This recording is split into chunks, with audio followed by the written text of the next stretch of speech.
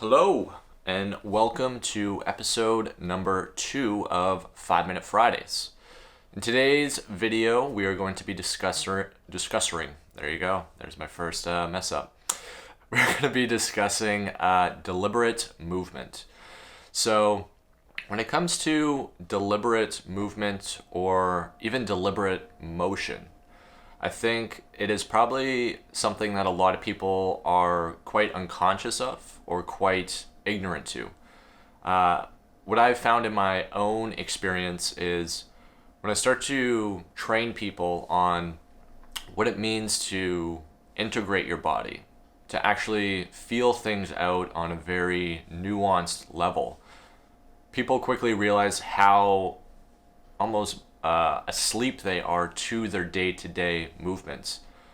Probably one of the most common things I hear from people is that following training, they will then go into certain types of motions and actually think about what needs to happen when they're doing it.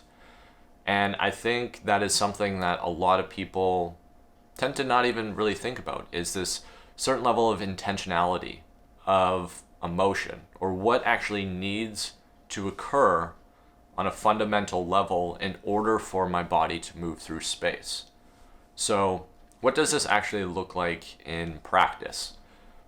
What this looks like is, if you were to stand up right now, if I just stood up right now, would I be aware of all the muscles, all the joints, and really all the things inside of me? Would I be aware of all those little things happening? Probably not. I don't think I would be able to calculate all those different muscular functions and really try to hone in on it. But with that being said, what's important to do is train or program your muscles in a certain context with a certain level of conscious awareness, so that when you go to do those everyday motions, they happen with a certain level of efficiency, and ideally in a way that is going to promote longevity or sustainability in your structure. So being deliberate with motion is really as simple as tuning into a certain area of your body as you go through a motion. And that could be picking up a pen, it could be walking down the street, it could really be anything. So what I'm trying to get across with this is, I think a lot of us tend to be out of tune with how our body feels on a day-to-day basis. We tend to be a very head-driven society, in the sense that we kind of forget about this physical meat suit that we have, and we just operate from a very intellectual format. We go about life just kind of racing from one thing to the next, and our body just kind of gets beaten and battered as a byproduct of that, because the body is really the storage vessel to all the type of input and stimuli that we place upon it.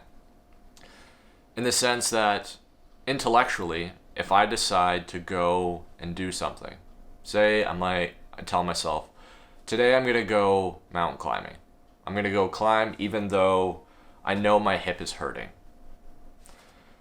What that is communicating is your body is giving you some type of feedback, but we override that from a mental standpoint because we can. We can be like, well, it's just my hip. I'll get it replaced when I'm 70 or whatever, right?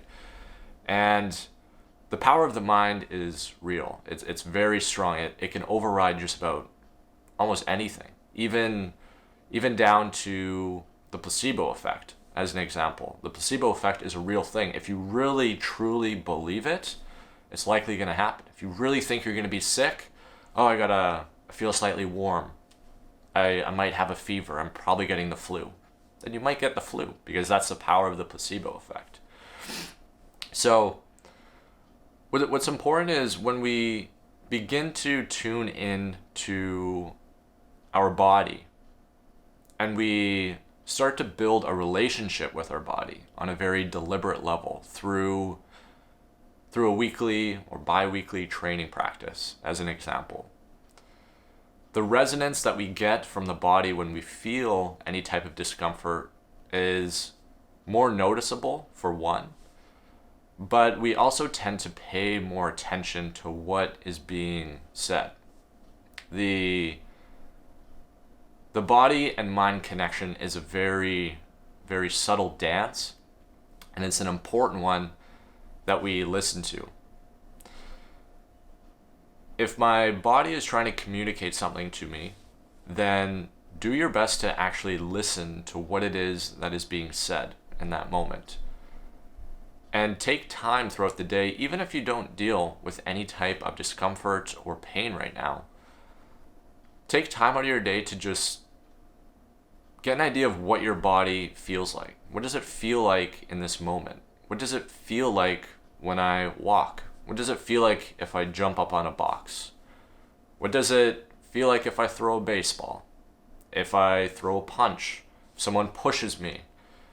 Just having an awareness somewhat outside of yourself, I think, is extremely important and something that is quite undermined when it comes to the fitness industry, when it comes to any type of movement practice. People tend to focus on the quality. No, they don't focus on the quality of something. They focus on the quantity, or just getting through a motion for the sake of getting through it. But if what I'm doing on an unconscious level is repetitive and it just keeps repeating itself over and over again, that now becomes my unconscious programming that I go into. And over time, if those patterns aren't something that are of efficiency, then that's when we're going to typically end up with some type of pain, whether that be an acute injury or chronic pain over a longer period of time. And these types of sensations are a lesson from our body that we need to listen to. The longer that we have gone having pain, or the more acute pain is, the longer we have gone not listening to our body.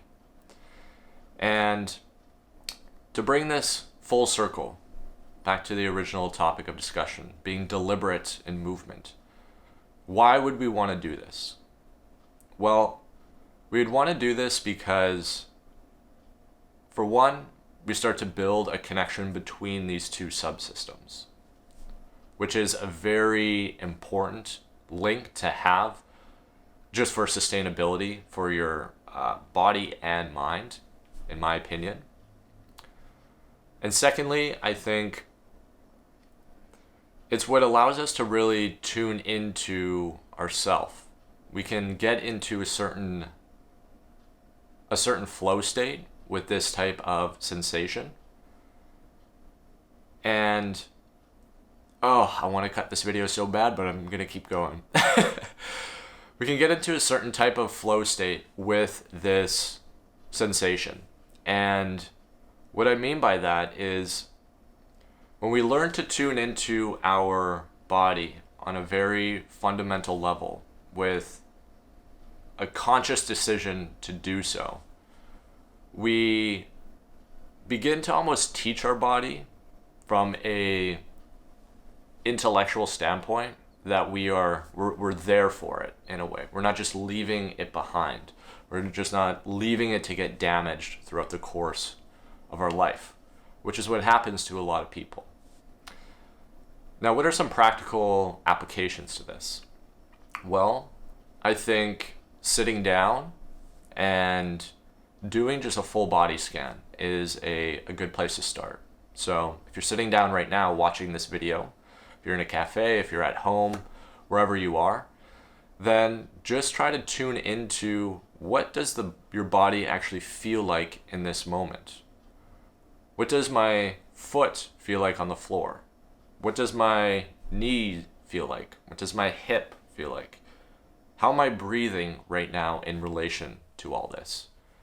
And just that little bit of subtle interaction starts to build this framework between the mind and the body.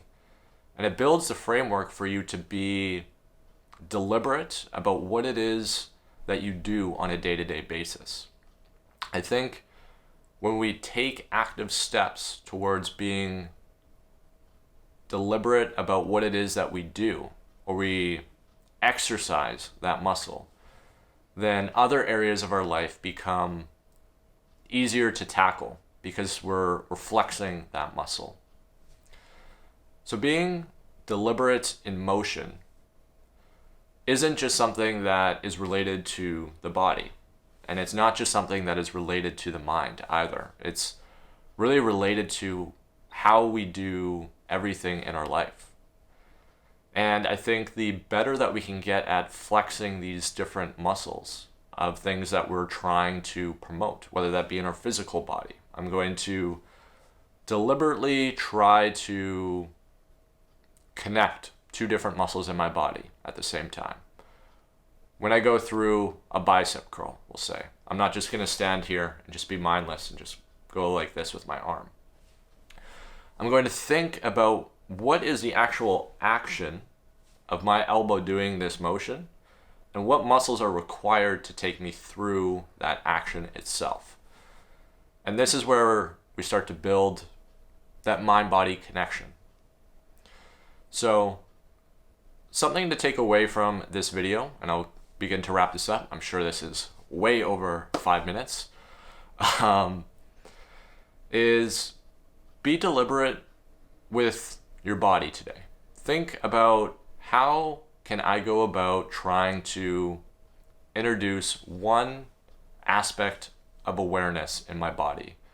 And can I check in with that a few times today? Can I just sit down? Anytime that I sit down, I'm just going to do a very quick body scan just to kind of see where my body is at.